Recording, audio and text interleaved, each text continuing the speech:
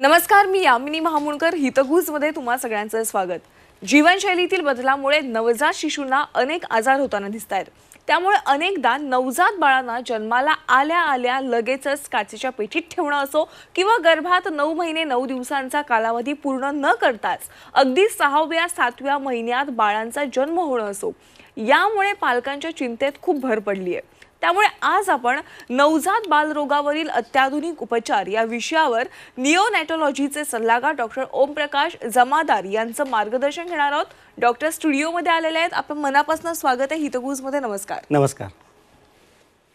Doctor Omprakash जमादार हे Apollo hospitals Navi Mumbai येथे बालरोग आणि निओनॅटॉलॉजीचे सल्लागार आहेत. त्यांच्याकडे बालरोग आणि नवजात बाळांच्या सेवेचा 20 वर्षांचा प्रदीर्घ अनुभव आहे. निओनॅटॉलॉजीच्या क्षेत्रात उत्सुकतेमुळे त्यांनी पुढील प्रशिक्षण हे प्रतिष्ठित royal college of paediatrics and child health London येथे घेतलेलं आहे. त्यांना UK मधील निओनॅटॉलॉजी फेलोशिप शिवाय MRC, PCH आणि DCH प्रदान करण्यात आले. UK मध्ये त्यांनी अत्यंत लहान लवकर जन्मलेल्या बाळांची काळजी देखील घेतलेली आहे. तसंच PPHN साठी high frequency ventilation, inhaled nitric oxide therapy, therapeutic hypothermia, बाळांच्या NICU इत्यादींमध्ये कार्य केलंय. याशिवाय त्यांनी आतापर्यंत राष्ट्रीय आणि आंतरराष्ट्रीय परिषदेमध्ये देखील सहभाग घेतलेला आहे. अत्यंत महत्त्वाचा विषय आहे नवजात बालरोगावरील अत्याधुनिक उपचार काय आहेत हे आज आपण जाणून घेणार आहोत. सर, पुन्हा एकदा स्वागत आहे. खूप महत्त्वाचा विषय आहे आणि यावर माहिती जाणून घेणं खूप गरजेचं आहे. त्यामुळे विषयाशी निगडीतच माझा पहिला प्रश्न आहे की आपण पाहतोय दिवसेंदिवस डॉक्टर प्रीमॅच्युअर जन्मदर वाढतोय. अगदी 6व्या 7व्या महिन्यातच बाळांचा जन्म होतोय. तर हे रोखण्यासाठी किंवा हे कमी करण्यासाठी कशा पद्धतीने काळजी घेणं आवश्यक आहे? हा सर्वात महत्त्वाचा प्रश्न आहे सध्या. कारण प्रीमॅच्युअर बेबींचं आपण पाहतो की ज्या प्रकारे आपण अगोदर प्रीटर्म डिलिव्हरीज कमी होतात त्याच्या कंपॅरिझनमध्ये आता बऱ्याच वाढलेले आहेत. कारण आपलं लाईफस्टाईल बदल झालेला आहे. आता आपण नॉर्मल डिलिव्हरीचं जर एज जर पाहिलं, आईचं जर वय जर पाहिलं, ते साधारणतः 30 ते 35 दरम्यान आहे. त्याच्यामुळं त्यांची जी शरीराची कॅपॅसिटी असते टॉयलेट करण्याची, प्रेग्नन्सी बिअर करण्याची, ती बरीच कमकुवत झालेली असते. अशा स्त्रियांमध्ये ब्लड प्रेशर, ज्याला आपण हाय शुगर असणं किंवा ब्लड प्रेशर असणं, अशा प्रकारचे देखील त्रास होतात. आणि बऱ्याच वेळेस आपण IVFचं पण आपण वापर करतो आहे, ज्याच्यामध्ये बरेच मेडिसिन घेऊन मल्टिपल प्रेग्नन्सी, ट्विन्स होणे किंवा ट्रिपलेट्स होणं, या देखील गोष्टी वाढलेल्या आहेत. या सर्वांचा परिणाम म्हणजे आपण प्रीमॅच्युअर, जे की बेबीज पूर्ण 9 महिन्याच्या होण्याच्या अगोदर आपण पाहतो. आणि या बेबीमध्ये वेगवेगळ्या प्रकारचे जे त्रास आहेत, त्याच्यामुळं त्यांना आपण निओनेटल इंटेन्सिव्ह केअर, जे की नवजात बालकांचं ICU जे आहे, त्या ठिकाणी आपल्याला त्यांना ठेवावं लागतं. बरं, आता हे NICU काय आहे याविषयी मी तुमच्याकडून आणखीन माहिती जाणून घेणारच आहोत. पण डॉक्टर, त्याआधी हे जे प्रीमॅच्युअर बाळ असतात, जे 6व्या 7व्या महिन्यात जन्माला येतात, त्यांना खूप वेदना होत असतील किंवा त्यांना देखील अनेक त्रासाला सामोरं जावं लागत असेल. तर पुढे भविष्यात त्यांना काही असा त्रास परत होऊ नये, मग तो श्वसनाच्या रिलेटेड असेल किंवा इतर कोणताही आजार असेल, असा त्रास त्यांना पुन्हा होऊ नये यासाठी अपोलो हॉस्पिटल्स कशा पद्धतीने मदत करत आहे? तर प्रीमॅच्युअर बेबीज आता आजकाल आपण बरेच पाहतो. बेबीज नॉर्मली 38 to 40 वीक्स, म्हणजे आपण 9 महिन्याचा जो कालावधी आहे ते झाल्यानंतर, पूर्ण झाल्यानंतर डिलिव्हरी होते. पण जे बेबी तो कालावधी पूर्ण होण्याच्या अगोदर होतात त्यांना आपण प्रीमॅच्युअर बेबीज म्हणतो. आता अशा बेबीजमध्ये देखील जे बेबीज 30 आठवडे जे आहेत त्याच्या अगोदर जे जन्मलेले आहेत किंवा जे बेबीज लेस दॅन 1 kg आहेत, ते बेबीज आम्हाला जास्त कन्सर्निंग आहेत. कारण त्या बेबीजमध्ये त्यांचं शरीर बाहेर राहण्यासाठी तयार झालेलं नसतं. मग अशा बेबीजना आम्ही निओनेटल इंटेन्सिव्ह केअर जे आहे त्या ठिकाणी आपण ठेवतो. आपल्या सर्वांना मोठ्या माणसांचा ICU माहिती आहे, त्याचप्रकारे लहान बेबींचा ICU म्हणजे NICU, ज्याला आपण निओनेटल इंटेन्सिव्ह केअर युनिट अशा प्रकारे म्हणतो. तर या बेबींचं सर्वात आम्ही अगोदर पाहतो की त्यांचा श्वास कसा आहे. श्वास घेण्यासाठी त्यांना त्रास होतो, कारण त्यांच्या वजन कमी असल्यामुळे लंगची डेव्हलपमेंट पण कमी झालेली असते. आणि त्यांच्या लंगमध्ये, त्यांच्या फुफ्फुसामध्ये एक द्रव असतो, त्याला आपण सर्फॅक्टंट म्हणतो. हा द्रव त्यांच्या शरीरामध्ये तयार झालेला नसतो. आता मग यासाठी मदत करण्यासाठी आपण आईची देखील काळजी घेणं भरपूर महत्त्वाचं आहे. बऱ्याच वेळेस आपण आईला काही मेडिसिन्स देतो, ज्यांना आपण स्टिरॉइड्स म्हणतो, जे लंग डेव्हलप करण्यासाठी मदत करतात. पण तरी देखील बाळा जर श्वास घेण्यासाठी त्रास होत असेल तर आम्ही त्याला हा जो सर्फॅक्टंट जो आहे, आम्ही ब्रिदिंग पाईप थ्रू त्याला आम्ही देतो. त्याला सर्फॅक्टंट दिल्यानंतर आम्ही त्यांना बऱ्याच वेळेस व्हेंटिलेटरवरती ठेवतो. आता जशा प्रकारे नवीन नवीन पद्धती आलेल्या आहेत बाळाला श्वास सपोर्ट करण्यासाठी, त्याच्यामध्ये आम्ही अगोदर जास्त इन्व्हेजिव्ह व्हेंटिलेशन वापरायचो. आता ते चेंज करून आम्ही नॉन इन्व्हेजिव्ह व्हेंटिलेशन, ज्याला की आम्ही CPAP म्हणतो किंवा हाय फ्लो नॅझल कॅन्युला म्हणतो, अशा प्रकारच्या उपचार पद्धती झालेल्या आहेत, जेणेकरून बाळाला आपण कमीत कमी डिस्टर्ब करता जास्तीत जास्त बेनिफिट देऊ शकतो. हा त्याचा इमिडिएट. त्याच्यानंतर आपण लाँग टर्मचा विचार करतो की पुढे चालून या बाळांना श्वासाचे देखील त्रास होऊ शकतात, जसे की बाळांना ॲलर्जीज आहे, त्याच्या किंवा अस्थमा आहे, परत छातीचे इन्फेक्शन आहे. त्यासाठी देखील आपण प्रिकॉशन्स म्हणून त्यांना जे वॅक्सिनेशन, ज्याच्याबद्दल आपण पुढे डिस्कस करणार आहोत, ते देखील आपण करतो. दुसरा महत्त्वाचा त्रास या बेबीमध्ये जो असतो तो असतो ब्रेनमध्ये हिमोरेज होणं. कारण प्रीटम बेबी असल्यामुळे त्यांच्या ज्या रक्तस्राव करणाऱ्या वाहिनी असतात ते एकदम नाजूक असतात. मग त्याच्यामुळं त्यांना रक्तस्राव होऊ नये म्हणून आईला मॅग्नेशियम सल्फेट नावाचं मेडिसिन दिलं, तर त्याच्यामुळे देखील बाळाचं जे न्यूरो डेव्हलपमेंट आहे त्यासाठी मदत होते. या बेबींना आम्ही जेंटली हँडल करतो, म्हणजे एकदम नाजूकतेनं आपल्याला त्यांना हँडल करावं लागतं. ते टेम्परेचर त्यांचं जे आहे एकदम कमी जास्त होऊ शकतं. त्यासाठी आम्ही त्यांना इन्क्युबेटर म्हणजे ज्या प्रकारे बाळ आईच्या पोटामध्ये असतं त्याच प्रकारे आम्ही बेबीला कव्हर करून ठेवतो, जेणेकरून बाहेरचा हवेचा जो प्रभाव असेल किंवा जे वातावरणामध्ये थंड आणि गरम होण्याचे जे चान्सेस असतात किंवा ह्युमिडिटी असते, या सर्व गोष्टी आपण आईच्या पोटामध्ये असतं त्याच्या जवळ जवळ येईल तेवढा आपण प्रयत्न करतो. त्यांना न्यूट्रिशन आपण तोंडाने देऊ शकत नाही. मग आम्ही काय करतो, त्यांना ज्या ठिकाणी आई आणि बेबी कनेक्टेड असतात, त्याला आपण अंबलिकस म्हणतो, नाळ म्हणतो, त्या ठिकाणी काही लाईन्स टाकून त्याच्या थ्रू बेबीला जे लागतात, कार्बोहायड्रेट्स लागतात, प्रोटीन्स लागतात, फॅट असतात, ह्या सर्व गोष्टी आपण बाहेरून देण्याचा प्रयत्न करतो, जेणेकरून जी ग्रोथ बाळाची आईच्या पोटामध्ये झाली पाहिजे त्याचा आपण नियर टू नेचर आपण येण्याचा आपण प्रयत्न करतो. वी मे नॉट बी 100%, पण तरी आपण जास्तीत जास्त जवळ येण्याचा प्रयत्न करतो. या बेबीजना मदर्स मिल्क हे फार महत्त्वाचं आहे. त्यासाठी जेवढं जमेल तेवढं आम्ही त्यांना स्मॉल क्वांटिटी, 1 ml म्हणजे आपण विचारू शकतो एक hardly something very small quantity, ते 1 ml मीट फीड आम्ही त्यांना आईचं प्रिफरेबली ट्राय करतो. आणि आजकाल बरंच आम्हाला डोनर हिमोल मिल्क जे आहे त्याचा देखील बराच फायदा होतो, कारण आईचं दूध बाळाला डायजेशनसाठी बरंच मदत करतं, जेणेकरून आम्हाला नेक्रोटायझिंग एन्ट्रोकोलायटिसचा जो त्रास असतो, जेणेकरून बाळाला इमिडिएटली डायजेशनला त्रास होते आणि पुढे चालून देखील त्यांना कधी जे आतडी असतात त्याच्यामध्ये त्यांना रक्तस्राव होण्याची किंवा त्या ठिकाणाहून लिकेज होण्याची जी भीती असते त्या देखीलसाठी आपल्याला प्रिकॉशन्स घेऊ शकतो. अशा प्रकारे जे मेन सिस्टीम्स आहेत, वेदर ब्रेन असेल किंवा लंग असेल किंवा इंटेस्टाईन असेल, यासाठी सर्व गोष्टीसाठी आपण प्रिकॉशन्स घेतो. नेक्स्ट चॅलेंज जे असतं प्रीटम बेबीमध्ये ते इन्फेक्शन असतं. इन्फेक्शन इव्हन आपण मोठे आहात तरी देखील आपल्याला सर्दी खोकला होतो, वातावरण बदललं की लगेच इम्पॅक्ट होतो. आणि जे प्रीटम बेबी असतात त्यांची तर प्रतिकारशक्ती काही नसती म्हणले तरी चालेल. त्याच्यामुळं त्यांना इन्फेक्टिव्ह प्रिव्हेंटिव्ह मेजर्स, सगळ्यात महत्त्वाचं आपल्याला जे कोविडमध्ये शिकवलेलं हँड वॉशिंग, ते फर्स्ट अँड फॉरमोस्ट थिंग आहे. आणि बाकीच्या ज्या गोष्टी आहेत, आम्ही जे आपण सलाईन वगैरे देतो त्यांना आम्ही एक विशिष्ट प्रकारचं इक्विपमेंट असतं, त्याला आम्ही लॅमिनार फ्लो म्हणतो, त्याच्यातून आपण सर्व मेडिसिन्स तयार करून देतो, जेणेकरून इन्फेक्शनची वगैरे भीती होते, ज्याचा इम्पॅक्ट इमिडिएट पण असतो आणि लाँग टर्म पण इम्पॅक्ट असतो या बेबीवरती. बरं, म्हणजे एकंदरीत NICU मध्ये बाळाची अगदी विशेष अशी काळजी घेतली जाते. डॉक्टर, अपोलो चिल्ड्रन्स हॉस्पिटलमधील ॲडव्हान्स जे NICU आहे यामध्ये आणखीन कोणकोणत्या सोयी सुविधा आहेत? जशा प्रकारे मी सांगितलं, इन्क्युबेटर, कन्व्हेन्शनल व्हेंटिलेशन जे की आपण इन्व्हेजिव्ह व्हेंटिलेशन म्हणतो, त्याशिवाय नॉन इन्व्हेजिव्ह व्हेंटिलेशनमध्ये देखील बरेच प्रकार आहेत, त्या सर्व सुविधा आहेत. हे आपण सर्व प्रीटम बेबीसाठी पाहिलं. आता काही बेबी असतात जे की पूर्ण 9 महिन्याचे झालेले आहेत, तरी देखील त्यांना देखील बराच वेळ श्वास घेण्याचा त्रास होतो. त्यांना जर सुरुवातीला श्वास घेण्याचा त्रास असेल तर आपण त्यांना वरून श्वास द्यावा लागतो. आणि या बेबींना आपण ॲस्पेक्झिया किंवा हायपॉक्झिया म्हणतो, हायपॉक्झिक इस्केमिक एन्केलोपॅथी, हे शब्द कदाचित तुम्ही अगोदर ऐकला असेल, ज्याच्यामध्ये शरीरातलं ऑक्सिजन कमी झाल्यामुळं ब्रेनला त्रास होतो. त्याशिवाय बाकी जे ऑर्गन्स आहेत, लिव्हर आहे, किडनी आहे, हार्ट आहे, यांना देखील त्रास होतो. या बेबींना डिलिव्हरी झाल्यानंतर आपण ब्रीदिंगचा सपोर्ट तर द्यावाच लागतो. त्याशिवाय त्यांचं जे बेसल मेटाबॉलिक रेट असतं, BMR आपण म्हणतो त्याला, तो आपल्याला कमी ठेवावा लागतो. कारण त्यांचा जर BMR जर जास्त असेल, त्यांचा जर परत रक्तपुरवठा जास्त असेल तर त्यांना ऑक्सिजन एक्स्ट्रा रॅडिकल्स जे असतात त्यामुळे त्यांना त्रास होतो. म्हणून त्यांना आम्ही थेरप्युटिक हायपोथर्मिया नावाची ट्रीटमेंट असते, ज्याच्यामध्ये आम्ही बाळाचं जे टेम्परेचर आहे ते 33.5च्या दरम्यान वगैरे ठेवतो, जेणेकरून बाळाचं बेसल मेटाबॉलिक रेट कमी होतो आणि जो त्यांना इन्सल्ट जो ब्रेनला झालेला आहे तो इन्सल्ट कमी होण्यासाठी मदत लागते. या बेबीजना आकडी येण्याची पण भीती असते, म्हणून त्यांना बेडसाईड EEG असतो, सेरेब्रल फंक्शन मॉनिटर म्हणतो आम्ही त्याला, ते आम्ही कंटिन्युअसली त्यांना मॉनिटर करतो, ज्यानुसार आम्हाला जर त्यांना आकडीचा त्रास असेल तर त्याचा आम्हाला लगेच लक्षात येते. आता हा एक प्रकार झाला. दुसरा असतो काही बेबीज जे की आईच्या पोटामध्येच मोशन करतात. जी मोशन त्याला मी मेकोनियम म्हणतो, ती मोशन नॉर्मली बाहेर डिलिव्हरी केल्यानंतर काही त्रास होत नाही, पण पोटामध्ये केल्यानंतर काय होणार, ते सर्व श्वासनलिकेमध्ये जाऊन लंगमध्ये जाते आणि अशा बेबीजना डिलिव्हरी झाल्यानंतर श्वास घेण्यासाठी त्रास होतो आणि याचा इम्पॅक्ट म्हणून त्यांना निमोनिया होतो.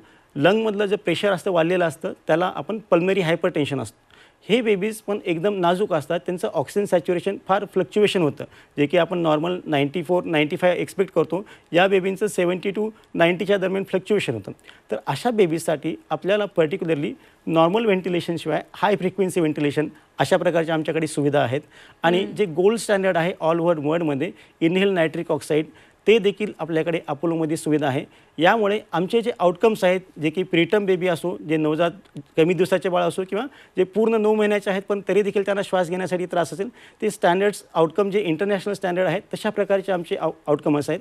आणि हे सर्व इज नॉट इंडिव्हिज्युअल, म्हणजे एकट्याचे एफर्ट्स नाहीत, it is a team work. आणि आमच्याकडे जे टीम आहे, नर्सेस आहेत, माझे कलिग डॉक्टर्स आहेत, या सर्वांच्या मदतीमुळं आम्ही हे करू शकतो. आणि याच्यामध्ये जे इन्फ्रास्ट्रक्चर आहे, सपोर्ट सिस्टीम आहे, ती फार महत्त्वाची असते, कारण आपल्याला अद्ययावत सुविधा ज्या आहेत त्या सर्व अवेलेबल करण्यासाठी हा सर्व टीममुळे आम्ही हे सर्व पॉसिबल करू शकतो. खरं आहे, टीम वर्क आहे, त्यामुळेच इतक्या गोष्टी तुम्ही सहजतेने करताय. डॉक्टर, तुम्ही मगाशी एक उल्लेख केलात की 9 महिन्याचं बाळ पूर्ण झालेलं आहे, 9 महिन्यानंतर जन्माला आलेलं आहे, पण अशा बाळांना देखील श्वसनाचा त्रास होतो. यावर कोणत्या उपचार पद्धती आहेत? जसं मी अगोदर एक्सप्लेन केलं, या बाळामध्ये आम्ही कॉमनली एकतर HIE हायपॉक्सिक इस्केमिक एन्केफेलोपॅथी आणि दुसरा आम्ही पल्मरी हायपरटेन्शन, ह्या 2 गोष्टीचं ट्रीटमेंट जशा प्रकारे मी सांगितलं की हायपोथर्मिया आहे वापरतो आम्ही HIEसाठी आणि PPHNमध्ये आम्ही हाय फ्रिक्वेन्सी व्हेंटिलेशन नायट्रिक ऑक्साईड, ह्या सुविधा गरजेच्या आहेत. याशिवाय या बाळांना आपण रेग्युलर 2D इको हार्टचे स्कॅन पण गरज पडतात, कारण जे ऑक्सिजन सॅच्युरेशन कमी झालेलं आहे आपल्याला त्यामध्ये फरक केला पाहिजे की हा हृदयाचा त्रास आहे की लंगचा त्रास आहे. त्यासाठी आमच्याकडे बेडसाईड 2D इको, इवन आम्ही स्वतः देखील 2D इको करतो, जेणेकरून आम्हाला बेसलाईन कळतं की हार्टचा प्रॉब्लेम आहे की हृदयाचा प्रॉब्लेम आहे की लंगचा प्रॉब्लेम आहे.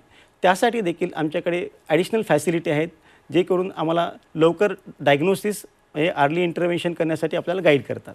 बरं डॉक्टर, अनेकदा असं केसेस पाहिलेल्या आहेत की बाळाच्या जन्मानंतर कधी कधी आईला दूध देखील येत नाही, त्यामुळे नवजात मुलांसाठी स्तनपानाचं पोषण कसं करायचं, आईने यावेळेस विशेष काय काळजी घेतली पाहिजे?